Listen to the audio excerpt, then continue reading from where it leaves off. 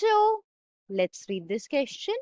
The question says, analyze the role of thinkers and philosophers in the French Revolution.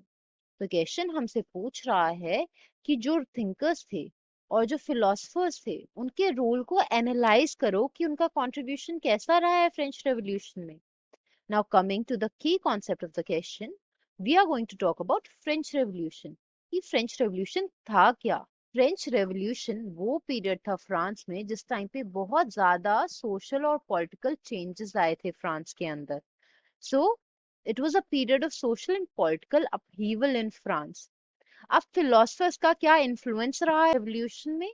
First of all French philosophers और thinkers जो थे जैसे कि John Locke, Montesquieu, Rousseau, Voltaire and Mirabeau, उन्होंने society में उस time पे जो भी प्रिवेलिंग इविल्स थे उनको एक्सपोज किया और लोगों को ये आइडियाज से वाकिफ कराया. Ideas of liberty, ideas of equality and fraternity, ये आइडियाज उन्होंने लोगों तक पहुंचाए. अब चार्ल्स मॉन्टेस्क्यू जो थे उन्होंने अपनी book the spirit of laws में क्रिटिसाइज किया है ऑटोक्रेसी को और प्रेज किया है डेमोक्रेटिक रिपब्लिक. वहीं पे दूसरे फिलोसफर थे फ्रांसिस एरोनेट वोल्टेयर.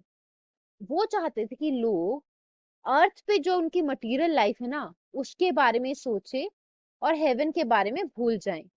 उन्होंने इनफैक्ट जितने भी चर्चेस थे जो सपोर्ट करते थे कि प्रिविलेज क्लास को ये राइट्स मिले चाहिए, वो राइट्स मिले चाहिए, उन्होंने उसको कंडेम किया है चर्च के ऐसे एक्शंस को, क्योंकि उनको लगता था चर्च जो है प्रिविलेज क्लास को तो सपोर्ट करता है पर वहीं पे पुअर को इग्नोर कर देता है.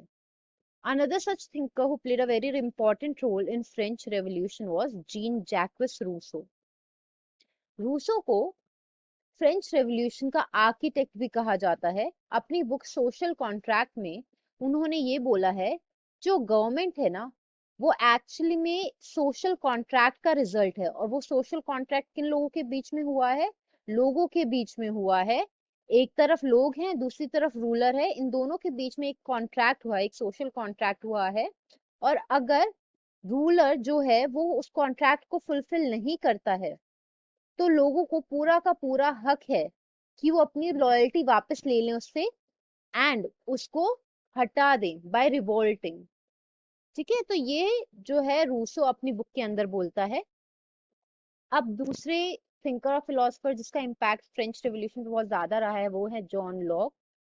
उन्होंने भी अपनी book two treatises of government में रिफ्यूट किया है doctrine of divine and absolute right of the monarch, कि मोनार्क के पास ही एब्सोल्यूट और डिवाइन राइट है. इस वाली डॉक्ट्रिन को उन्होंने रिफ्यूट किया है.